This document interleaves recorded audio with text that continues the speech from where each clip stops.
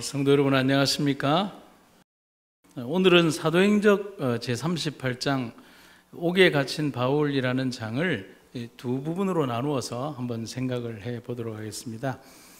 본장은 사도행전 21장 17절부터 23장 35절까지 있는 긴 장에 해당되는 내용인데, 예루살렘으로 돌아간 사도 바울의 그 선교적인 어떤 활동과 또 그로 인하여 그가 핍박받는 장면, 또 마지막 선교에 대한 일념들이 담겨 있습니다. 예루살렘으로 돌아온 이 바울과 그의 일행을 맞이하는 예루살렘 교회의 분위기는 그렇게 좋지 않았습니다. 이방을 향한 사업의 초기에는 이방교회 개심자들이 이전에 가졌던 습관과 삶의 방식 때문에 많은 갈등과 대립, 때로는 반대의 여론이 지배했었습니다. 그것은 먼 지역 그리고 전혀 유대의 환경과는 다른 선교지에 대한 지식과 또 이해의 부재로 선교의 세계화에 큰 걸림돌이 되었습니다. 어쩌면 이 갈등은 당연한 갈등이라고 할 수가 있겠죠. 유대인 기독교인들은 자기들의 살아온 습성과 오래된 신앙적 그 깊이가 바탕이 되어 있고, 또 이방인 그리스도인들은 자기들이 살아온 삶의 어떤 자유분방한 삶의 방식들이 있기 때문에 이 두 개가 한 종교 안에서 결합된다는 것은 당연한 갈등이 생길 수밖에 없다는 것입니다. 급기야는 어떤 무리들이 등장을 하는데 이렇게 기록이 되어 있어요. 그들은 마치 복음 전도의 사업이 그들의 의견과 일치하게 발전되어야 하는 것처럼 주장했다고 되어 있는 겁니다.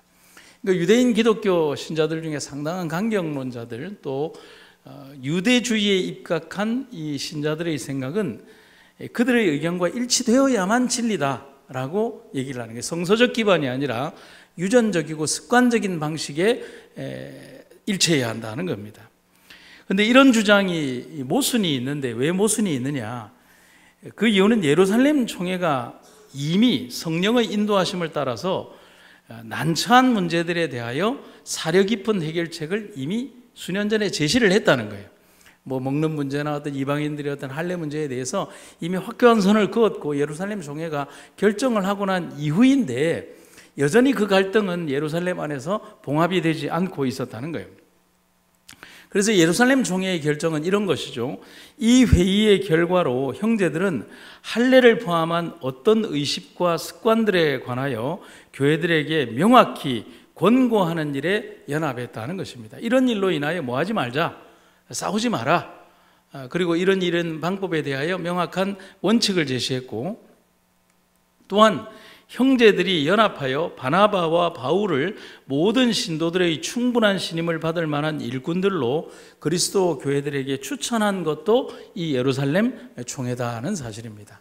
그러니까 이 예루살렘 총회는 이방의 선교에 대한 명확한 원칙들을 제시했고, 그들을 폭넓게 받아들이기 위한 결정을 그들의 인간적인 판단의 결정으로 한 것이 아니라 성령의 인도하심을 따라서 결정을 했고, 또한 바나바와 바울을 이방의 선교와 지도자로 그들이 선출했다는 사실입니다. 하지만 그런 가운데에도 회의의 결정을 반대하는 사람들이 있었습니다. 우리도 그렇지 않습니까? 회의가 어떤 결정을 했건 자기의 살아온 삶의 방식과 다르다면 그것에 대하여 불만을 가지는 사람들이 있죠. 지금도 여전히 그런 생각과 편견에 사로잡혀서 새로운 편견을 품는 사람들이 그 당대에도 등장을 했다는 것입니다. 그런데 문제는 이러한 논쟁은 논쟁으로만 끝나는 게 아니라 그런 생각을 가진 사람들이 파당을 짓게 되고, 그 파당은 다른 정신으로 교회의 화합을 저지하게 만든다는 것입니다. 그래서 다른 판단과 세력으로 막 그러기 시작하는 거예요. 그래서 여러분, 이 정신과 사상이라고 하는 것은 물줄기와 같아요. 무슨 말이냐면, 물이 많이 내리거나 하늘에서 비가 내리면 그 물은 갇혀있지 않고 어디론가 흐르게 되잖아요. 흐르게 되면 거기는 물줄기가 되고 하나의 흐름이 되는 것이죠. 그 흐름이 지나간 자리에는 흔적이 남죠. 그래서 물이 말라버리고 나도 거기에는 하나의 흔적이 남는다는 사실인 거죠. 그래서 잘못된 사상이나 판단, 고집에 사로잡힌 사람들이 하나의 파당을 지으면 그것은 하나의 강처럼 흘러가서 하나의 흔적을 남기고 세력이 되어버린다는 것이요. 문제는 그런 사람들이 성령의 지도가 아니라 인간 지도자나 유전적 관습을 따르면 더 큰 문제가 발생을 하는 거예요. 타협점이 없어요. 바울이 가졌던 생애의 원칙은 뭐였습니까? 영감의 기별은 분명히 얘기합니다. 하나님의 지도하심을 구하는 것이 바울의 생애의 원칙이다. 여러분 아멘입니까? 그것은 바울에게만 해당되는 걸까요? 아니죠. 우리들에게도 동일하게 적용되는 원칙이죠. 교회의 권위와 결정을 충실히 따랐습니다. 바울은 자기 자신이 가지고 있었던 어떤 개인적인 권한을 내세우는 것이 아니라 교회의 결정을 구하고 또 교회의 결정을 따라서 행동하는 그런 원칙의 사람이었다는 것입니다. 그래서 그 결과로 많은 교인이 증가했고 하나님의 교회가 덩달아 발전하게 되었다는 것입니다. 그리고 지금 그 결과로 많은 이방의 교회들이 이 예루살렘 총회에 함께 참여하고 예루살렘 교회를 위해서 많은 예물과 헌물을 함께 가져오면서 그 대표단들이 바울과 함께 예루살렘에 왔다는 사실입니다.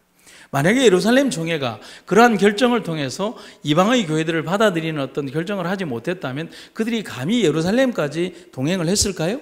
그러지 못했다는 사실이죠. 중요한 것은 하나님의 은혜의 법칙과 성령의 법칙이 중요한 것이지 그들이 가지고 있었던 오래된 유전적 습관이 중요하지 않다는 사실인 거죠. 이 예물의 가치와 의미에 대해서 영감의 기별자는 이렇게 얘기를 합니다. 그 예물이 얼마나 중요한 것이냐. 그들 앞에 드린 너그러운 헌금, 이 너그러운 연금은 누가 드린 거예요? 이방의 교회들이 드린 겁니다. 그들 앞에 드린 너그러운 연금은 이방인들 중에 세운 새로운 교회들의 충성스러움에 관한 사도의 증언에 무게를 더했다.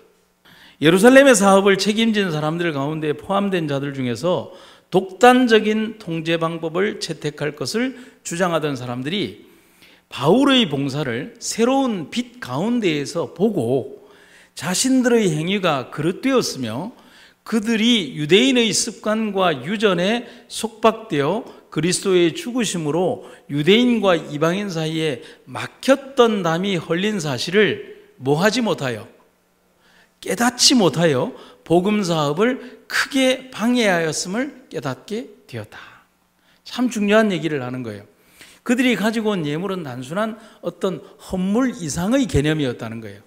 돈 이상의 개념이었다는 거예요. 뭐냐면 바로 막힌 담을 헐고 수없이 많은 하나님의 성령의 역사가 이렇게 이루어졌다는 것을 보여주는 하나의 징표와 같은 것이었다는 것입니다. 결국 그들의 등장과 그들이 가지고 온 돈은 유대인 기독교 신앙에 사로잡힌 사람들에게 뭐가 되었냐면 하나의 기회가 되었다라고 기록을 하고 있습니다. 그래서 지금의 상황을 영감의 기별자는 뭐라고 얘기를 하냐면 이렇게 얘기를 하는데요. 이때는 하나님께서 바울을 통하여 일하셨으며 때때로 그들이 그의 원수들의 보고를 듣고 질투와 편견을 일으킴으로 과오를 범하였음을 모든 지도적인 형제들이 솔직히 자복할 수 있는 어떤 기회요? 황금 같은 기회였다. 보통 우리는 여기에 황금 같은 기회라는 표현에 숨어있는 하나의 서술적 표현은 뭐냐면 마지막 기회라는 표현이 첨가될 수 있는 것입니다. 하지만 그들은 그들이 가진 잘못을 회개하고 또 연합을 위한 노력을 하는 대신에 사단의 정신에 사로잡혀서 어떤 책임론을 부각시키는데요. 누구에 대한 책임론을 부각시킬까요? 이런 분위기를 흐리는 사람이 있다. 그 사람이 누구다? 바울이다. 그래서 바울에 대한 책임론으로 분위기를 몰아간 거예요. 우리들이 가진 훌륭한 전통과 방식들이 있는데 그것이 기독교 안에서 잘 적응하면 되는데 바울이 그렇게 하지 못했다는 사실인 거예요. 그리고 강하게 자신들의 의견을 피력을 했는데 지금 제가 읽게 될 이 성경절은 성경에 있는 내용을 그대로 읽는 것이기도 하지만 지금 말하는 사람들이 유대인들, 단순한 유대인들이 아니라 유대교에서 함께 기독교로 개종한 믿음의 백성들이라고 일컫는 사람들이 하는 말입니다. 당신도 아시다시피 수만 명의 유대인들이 믿게 되었는데 어떻게 믿게 되었다는 거예요? 기독교로 개종을 했는데 그들 모두가 율법을 지키는 데에 열성적인 사람들입니다. 그런데 그들이 당신을 두고 하는 말을 우리가 듣기로는 당신은 이방 사람들 가운데 섞여 살고 있는 유대인들에게 아이들에게 할례를 주지 말 것이며 우리 유대 사람의 관습도 따를 필요가 없다고 가르친다고 합니다. 여러분 여기에 좀 어폐가 있나요? 뭐라고 되어 있어요? 유대 사람의 관습은 뭘 말하는 걸까요? 단순한 삶의 어떤 습관들을 얘기하는 게 아니라 유전적인 행동을 얘기를 하는 겁니다. 참 통탄할 말인 거예요. 하나님은 이미 오래전에 이 부분에 대한 답을 이미 주셨는데 그들은 여전히 유전과 관습을 옹호하면서 예루살렘 총회의 결정에 반하는 행동들을 하는 거예요. 그리고는 바울 당신이 비용을 들여서 함께 온 사람들을 데리고 그냥 있을 것이 아니라 성전에 가서 정결 의식을 행하고 머리도 깎이라고 권면이 아닌 주장을 합니다. 여러분 이런 주장을 하면 될까요? 안 될까요? 안 되는 거예요. 사도행전에 보면 이렇게 되어 있어요. 그들은 이방인 회심자들에 대한 전번 총회의 결정과 의문의 율법이 여전히 뭐하다는 것을, 여전히 유효하다는 것을 그에게 확증하였다. 버리지 못하는 거예요. 예루살렘 총회는 분명히 그것에 대한 것을 말하고 하나님의 복음의 기별도 얘기를 하지만 그들은 여전히 의문의 율법이 살아있다라고 얘기해요. 이렇게 얘기하는 것은 뭐냐면 그들의 정신이 기독교 안으로 들어오지 못했다는 것을 말하는 겁니다. 하나님의 성령께서는 이런 교훈을 주시지 않았는데 이는 무엇의 결과다? 소심의 결과다. 저는 이 표현이 왜 나왔을까? 소심이란 뭐죠? 적은 마음이죠. 그래서 제가 이걸 한번 생각을 하면서 그 밑에 있는 구절들을 읽어보면서 왜 이런 표현을 영감의 기별자가 했을까? 소심이라고 하는 것은 두려워한다는 말이에요. 우리가 소심한 마음이라고 하잖아요. 이 소심이란 그들이 하나님을 두려워하는 것이 아니라 누구를 두려워하고 있다는 거예요? 유대인을 두려워하고 있음을 말하는 겁니다.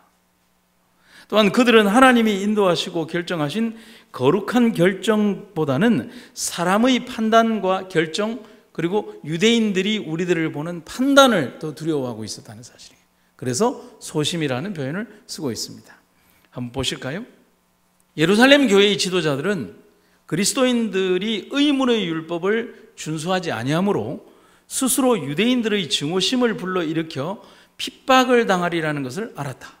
복음을 받아들였던 유대인 중 많은 사람들은 여전히 의문의 율법을 존중하고 있었으며 동포의 신임을 얻어 그들의 편견을 제거하고 그들을 세계의 구속주이신 그리스도를 믿는 믿음으로 인도하고자 너무도 현명치 못한 양보를 자원하였다.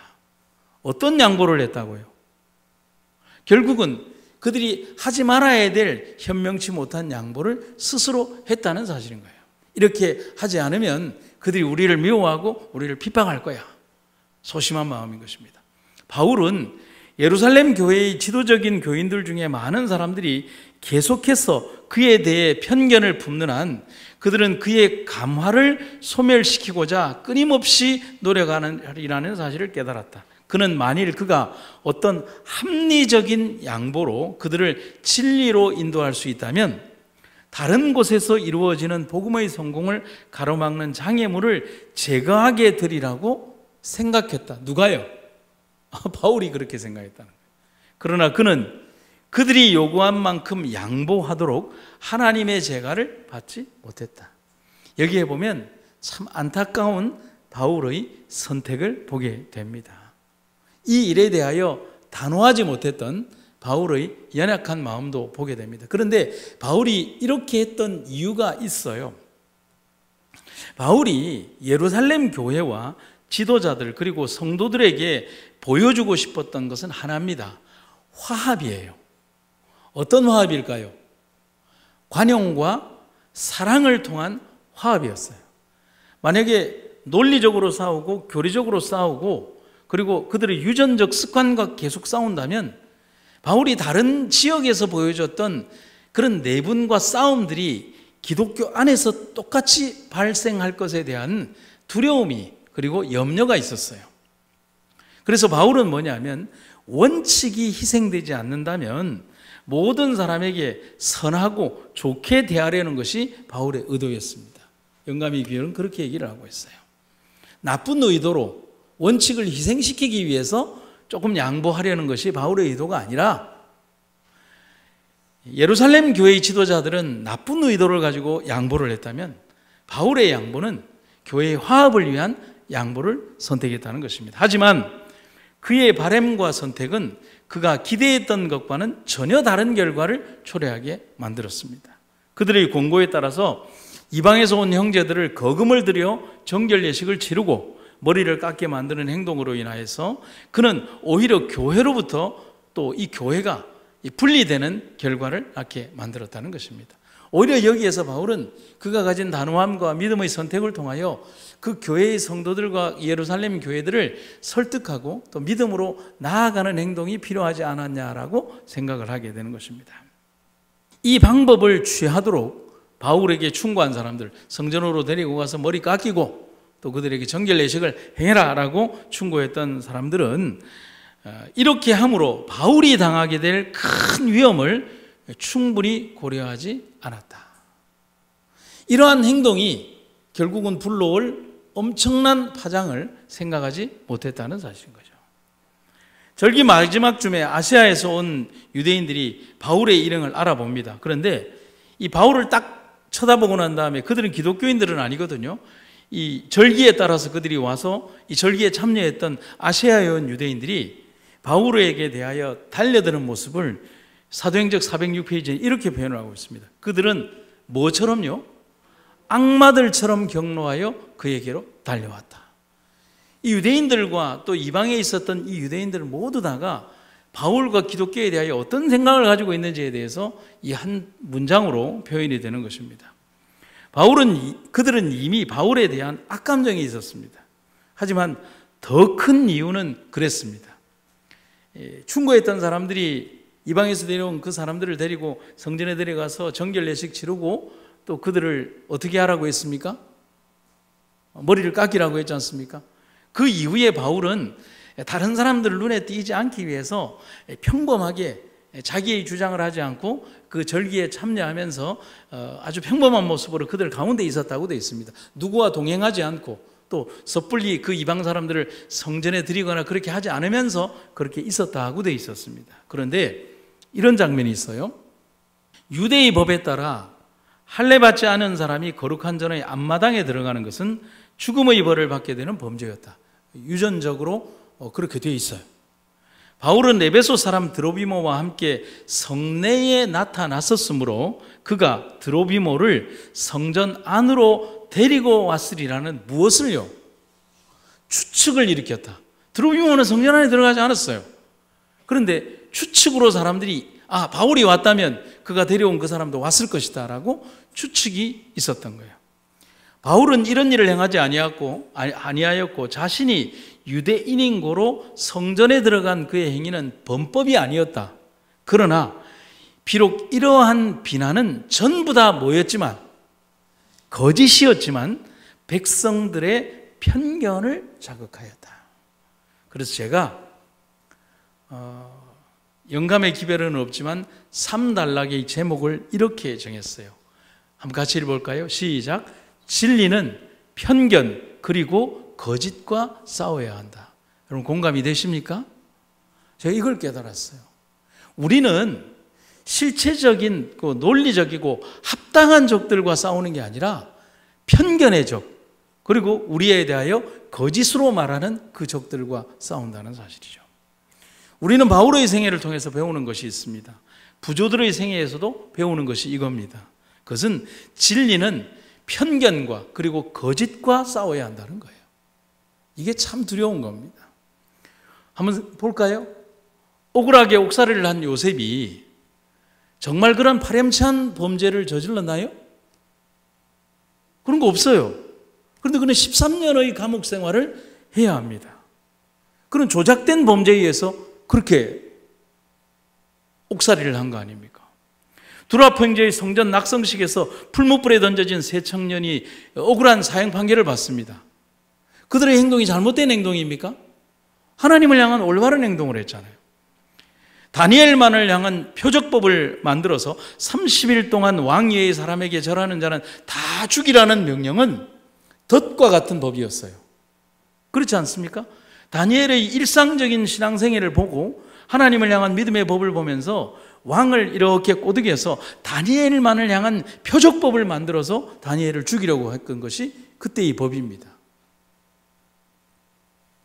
우리들이 세상에서 당하는 환난이나 고난, 죽음이나 반대는 절대로 합당하거나 합리적인 전쟁은 없습니다. 여러분, 그거 절대로 기대해서는 안 됩니다. 세상이 우리에게 대해서 거는 전쟁은요, 합리적이지 않아요. 논리적이지도 않고, 그리고 진실도 아니에요. 조작된 증거와 그리고 거짓으로 기독교 신자들을 죽음으로 내보는 거예요. 로마를 전부 다 불태운 네로가 뭐라고 합니까?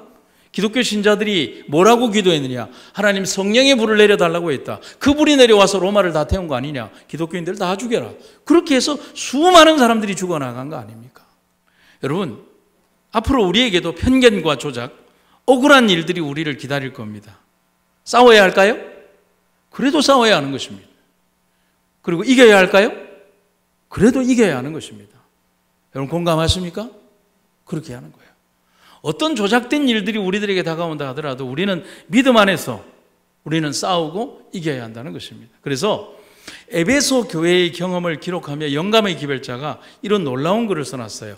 이리하여 진리는 사람들의 편견과 돈에 대한 사랑을 이기고 승리하였다. 아멘입니까? 뭐라고 되어 있어요? 사람들의 편견 그리고 돈에 대한 사랑, 그것이 우리들을 향하여 공격하고 있지만 그것을 이기고 진리는 승리했다. 영감의 기별은 다시 바울의 상황을 이렇게 연이어 설명을 합니다. 무수한 사람들이 예배하려고 세계 각처에서 그곳에 와 있는 바로 이때에 이스라엘의 한 배교자가 감히 성전을 모독한다는 사실은 폭도들의 감정을 가장 극렬히 자극하였다. 바울을 잡아 성전 밖으로 끌고 나가니 문들이 곧 닫히더라. 여러분, 폭도들의 감정이 자극된 것은 조작된 증거잖아요. 그리고 잘못된 편견이잖아요. 그럴 것이라고는 실체가 없는 소문으로 선동된 사람들이 바울을 잡아 끌고 성전 밖으로 끌고 가서 사슬에 채우고 때리는 것입니다. 성전에서 촉발된 난동은 결국 바울에 대한 적개심으로 이어지고 바울은 군중들에게 잡혀가게 됩니다. 극심한 혼돈 속에 이 소식은 로마의 천부장에게 전달이 되고 급히 백부장을 동반한 로마의 병사들이 현장에 도착했을 때 이미 그들은 바울을 쇠고랑에 묶은 다음에 아주 매질을 하고 있었습니다. 여러분, 사람 하나를 군중들이 때리는 것이 굉장히 쉽지만 아예 저항하지 못하도록 쇠사슬에 묶은 다음에 매질을 하고 있는 것입니다. 죽일 의도로 때리는 거예요. 그저 몇 대 때려서 풀려는 것이 아니라 로마의 이 천부장과 백부장이 개입하지 않았다면 이미 바울의 목숨은 끝날 상황에 처하도록 그들은 매질을 했다는 것이죠. 그래서 천부장이 보았을 때 바울은 쇠사슬에 묶여서 매질을 당하고 있습니다. 참 기가 막힌 장면인 거예요. 그러니까 천부장이 보았을 때 어떤 장면이냐면 누가 봐도 그는 반역자로밖에는 보이지 않는 상황. 그렇지 않다면 이렇게 죽일 듯이 때리지는 않았을 것이라는 거죠. 분노에 휩싸인 군중들 가운데 놓여진 바울의 모습. 그런데 천부장이 더 놀란 장면은 맞고 있는 바울의 모습이었어요. 그리고 이 바울의 모습은 이런 상황을 정말 지배하는 이가 누구인지를 우리들에게 명백히 가르쳐 줍니다. 오늘 이 장면 꼭 기억하십시오. 소요 중에서도 사도는 뭐하였다? 침착하였다. 그의 마음은 하나님께 의지하였고 그는 하늘의 천사들이 그의 주위에 있다는 것을 알았다. 여러분, 이 상황이 침착할 수 있는 상황일까요? 결코 아닙니다. 여러분, 사람이 침착함을 유지하지 못하도록 하기 위하여 이 군중의 폭도들은 얼마나 소리를 지르면서 혼란을 주는지 몰라요. 이미 사람이 맞지 않는다 하더라도 혼이 빠져나갈 만큼 정신없는 상황으로 그들은 몰고 가고 있는 거죠.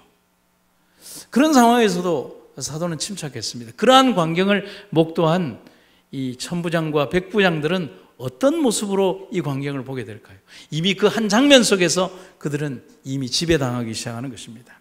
성도 여러분, 이런 동행과 하나님의 임재가 없다면 누구도 견디지 못했을 것입니다. 하지만 바울이 침착할 수 있었던 이유, 그것은 하나님의 임재와 하나님의 동행이 있었기 때문이라는 것입니다. 성도 여러분, 모든 시간과 장소에 하나님의 천사의 동행이 있음을 잊지 마시기를 간절히 바랍니다. 오늘 이 장면을 끝으로 오늘 첫 번째 단락을 마치려고 합니다. 세 성경절을 읽도록 하겠습니다. 여호와의 사자가 주를 경외하는 자를 둘러 진치고 저희를 건지시는도다. 아멘입니까?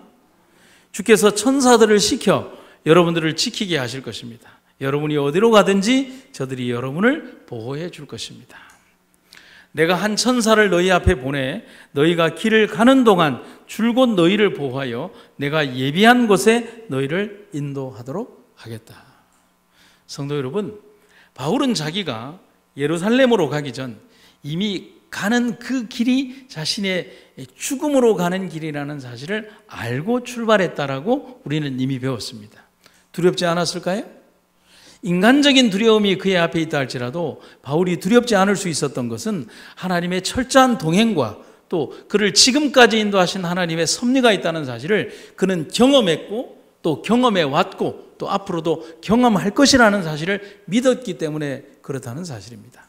그럼 우리는 사도행적의 이야기를 왜 배울까요? 아멘 하려고 배울까요? 아니요. 우리 역시도 앞으로 당면하게 될 이러한 일들 앞에서 우리 역시도 바울의 경험처럼 분명히 하나님께서 이러한 경험으로 우리를 이끌어 주실 것이라는 사실을 잊지 말지 않기 위하여 우리는 이 장면을 배우고 아멘하며 우리 역시도 하나님의 동행을 믿는 백성이 되기를 간절히 바라는 것입니다. 오늘 이 귀한 장소에 우리를 불러주신 하나님의 은혜와 사랑을 감사드리며 주님의 섭리하시는 은혜가 함께하는 귀한 시간 되셨기를 주의 이름으로 축원합니다. 사랑의 아버지 하나님, 위로의 장소인 예루살렘에서도 사도 바울은 위로받지 못했습니다. 핍박받고 고난받으면서도 그는 여전히 믿음을 지키며 우리 앞에 서 있습니다. 우리 역시도 하나님의 은혜와 사랑을 믿으며 주님 앞에서 하나님을 굳건히 믿는 주의 백성들이 되게 하여 주시옵소서. 세상의 끝이 다가온 지금 이 시간 세상의 모든 것들을 바라보며 하나님 살아계심을 잊지 않는 우리가 되게 하시고 굳건한 믿음으로 주의 백성으로 서는 우리가 되게 하여 주시옵소서. 오늘도 우리에게 허락하신 이 귀한 안식일 얼마나 아름답고 귀하고 소중한 날인가를 기억하도록 도와주시며 하나님의 살아계심이 빛나게 하여 주시옵소서. 예수님 이름으로 기도드립니다.